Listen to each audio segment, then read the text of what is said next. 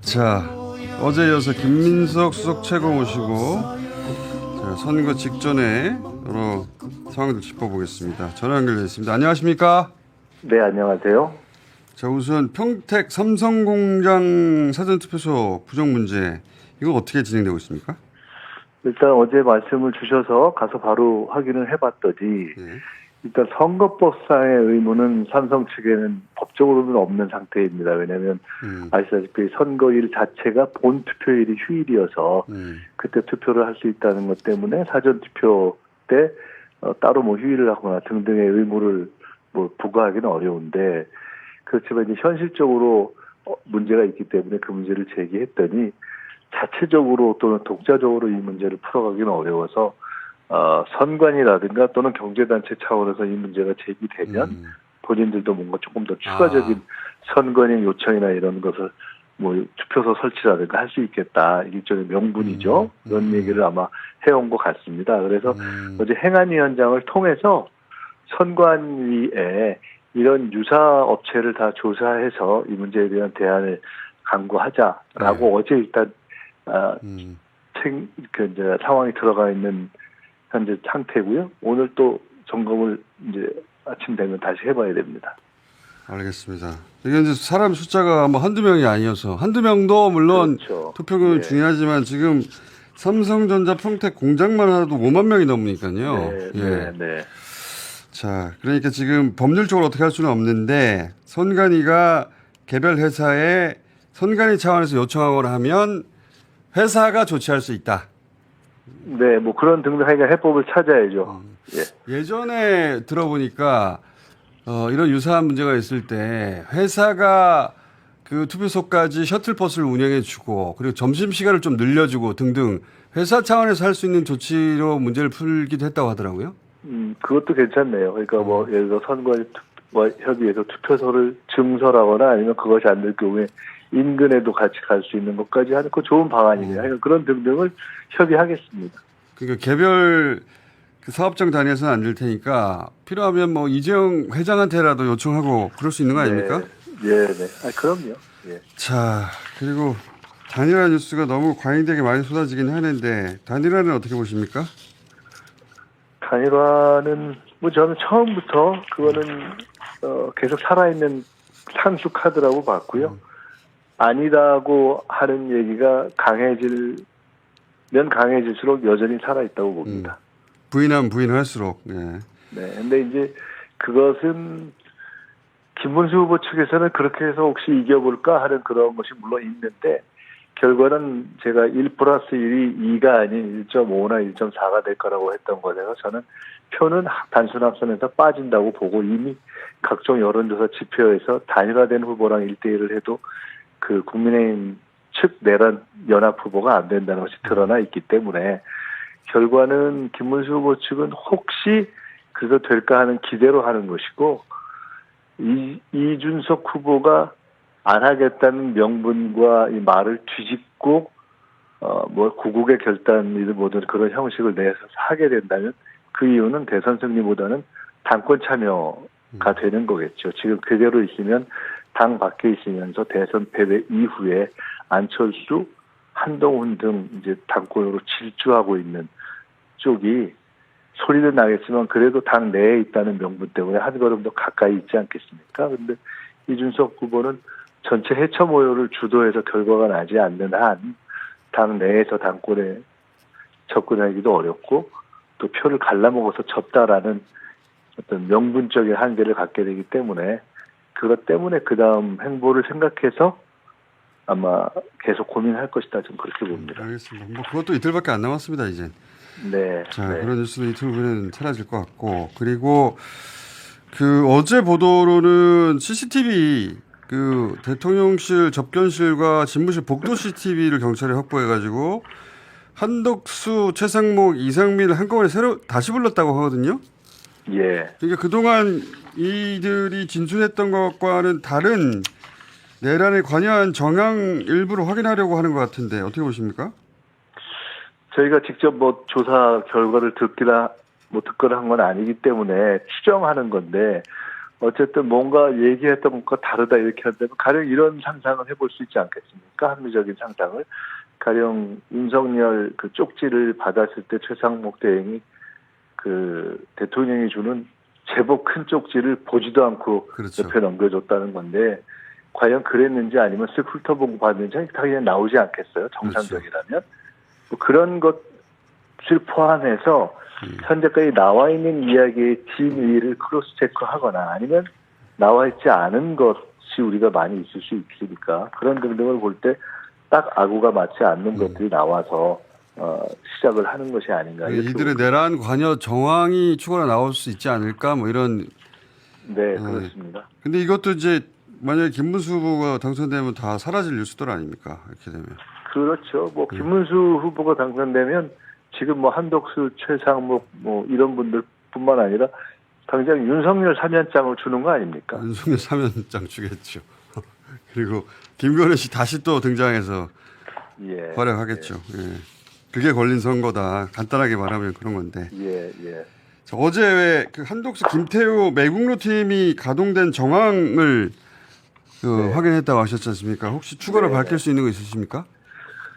일단 한덕수 전 대행이 원래 2+2로 최상목, 안덕근 그러니까 기재부 장관과 산자부 장관 플러스 각각의 핵심 실무자 이렇게 넷이 미국에 가기로 되어 있는 것인데 그것에 원래 그 외교통상과 안보 이슈를 분리하기로 하였기 때문에 예. 거기에 그 다른 팀은 들어가지 않는 건데 거기에 김태효를 껴라라고 지시했다는 정황을 저는 확실하게 파악하고 있습니다. 그러니까 한덕수 대행이 참여 자격도 없고 권한도 없는 김태호를 끼우라고 한 정황은 확인됐다. 네, 그건 확인됐고 그리고 드러나 있는 것으로도 미국 현지에 갔을 때 인지하고 있어야지 그 미국의 국무 측에서 하여간 그러니까 안보 관련 이슈에 대한 설명을 하려 하는 것을 이 안보 이슈와 외교통상 이슈가 착종되면 안 되기 때문에 아예 안 듣고 온 거라고 제가 듣고 있거든요.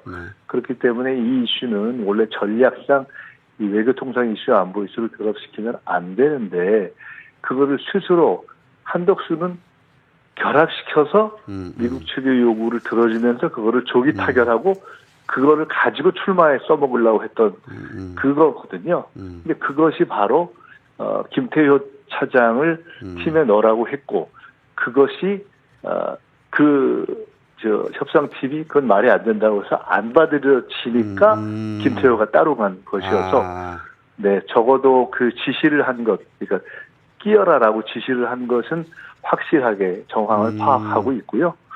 그리고 그 안보실 1차장은 외교통상 업무를 일상 업무로도 자기 소관이 아니기 때문에 그냥 나 일반적인 볼일 봐서 아는 사람들 평소에 만나러 갔어요 라고 말할 수도 없는 것이 자기 고유 업무에도 맞지 않고 알겠습니다. 또 만약에 그런 어떤 형태로라도 그런 형태의 내용을 미국과 얘기하려면 NSC의 의결을 거쳐야 하는데 그거를 거쳤다고 한번 확인해보면 다고 보기 어려울 건데 그에 대해서 NSC의 긴급 또는 약식 의결을 거쳐라라는 지시를 했다라는 정황도 간접적으로 파악하고 있어서 비교적 그런 정황들을 갖고 있기 때문에 그에 근거해서 제가 요구하는 것이 관련자들 당장 한덕수, 김태효 그리고 우선 최상목 등이 그 관련된 내용을 다 밝혀라라고 하면 알겠습니다. 이거는 똑 떨어지게 알겠습니다. 밝혀질 수밖에 없고 이것이 다음 6월 3일 이후에 우리 경제와 윈냥 살리는 데 있어 트럼프 대통령 측과의 관세 협상이 가장 중요한 기본 틀을 잡는 것이어서 국민과 국익의 모든 이익이 걸려 있고 해서 이것을 정리하는 것이 매우 중요하다고 봅니다. 제가 이 문제를 다시 한번 말씀드리면 베센트 장관이 한국에서 와서 우리 원하는 대로 다 해줬는데 다 얘기했는데 이렇게 탔을 때 저게 도대체 누가 한 거야? 라고 우리가 의심할 때 최상목 팀은 우리 그런 거 아닌데 라고 얘기하면서도 그냥 아니다고만 우리한테 얘기했지 진짜 아니면 미국에 강하게 얘기해야 되는데 그걸 못했거든요. 찜찜하다고 보는 거죠. 그렇죠. 그러면 도대체 누구 얘기를 듣고 그러는 거야?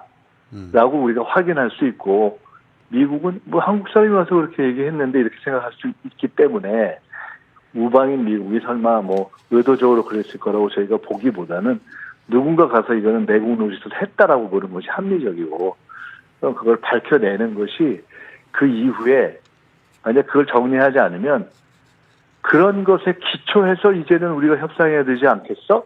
라고 미국이 생각할 수 있는 오해와 오판의 여지를 정리해야 그 다음으로 갈 수 있기 때문에 이건 매우 중요한 문제라고 저는 봅니다.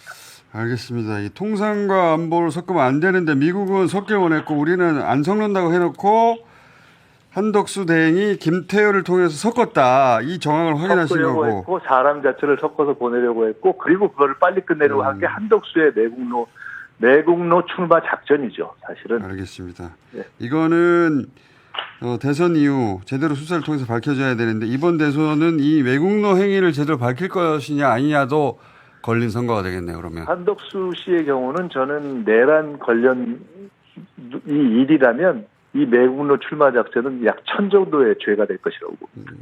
그렇죠. 매우 중요한 대목이었습니다. 자, 하나만 더 짚어보겠습니다. 오늘 박근혜 전 대통령이 이 박정희 생가를 찾아간다는데 아마 거기서 무슨 메시지를 내려고 하는 거겠죠? 박근혜 전 대통령이 박정희 생가를 찾아간대요. 생가를 뭐 그럴 수 있겠죠. 그것에 대해서는 저희들이 정확하게는 현재 어떤 메시지인지 뭐 수정하거나 들은 바는 없습니다. 이거는 뭐 나오면 내일 얘기하기로 하고. 예. 대법관 직원 관련해서는 어제 이재명 대표가 100명 대법관 수 늘리는 안을 장경태 의원이 발의하긴 했는데 그것은 개별 의원의 입장이다 이렇게 정리했어요? 그러니까 일단은 후보는 그거는 개별 의견인 것 같다. 그리고 나는 개인적으로는 생각이 좀 다르다 이렇게 하셨고 선대위에서는 일단 그 입법은 법안은 철회하는 것이 좋겠다라고 했는데 그 이유는 대법관 숫자에 대한 문제 또는 대법관 구성의 법조인 비법조인 문제에 대한 판단이 서서 그렇다기보다는 그에 대한 판단을 포함한 것이 조희대 대법원장이 잘못했다라는 것은 공감대가 큰데 그러면 그 구성을 개혁하는 데 있어서 숫자의 규모라든가 구성의 내용에 대해서는 국민 사이에도 전문가 사이에도 또는 개혁적인 이론가들 사이에도 그리고 당내에서도 토론이 좀 더 필요한 영역이어서 당론으로 비춰질 것처럼 하는 오해를 지금 가질 필요는 없으니 일단 이 문제는 어차피 당장 통과시키려고 하는 것이 아닌 발의 수준의 문제라면 일단 처리해놓고 정리해서 가는 게 좋겠다는 것이고요. 일반 어떤 국민들께서는 아직은 발의, 해당 상임위 통과, 본회의 통과 이런 것들을 구분해서 보기보다는 언론에서 이거 이렇게 당론으로 가나봐 이렇게 이해하시는 경우도 있지 않습니까? 그래서 그런 차원에서의 정리였다 이렇게 이해하시면 될 것 같습니다. 알겠습니다. 오늘 여기까지 하고 내일 또 모시겠습니다. 감사합니다. 네, 감사합니다. 네, 김민석 수석 최고였습니다.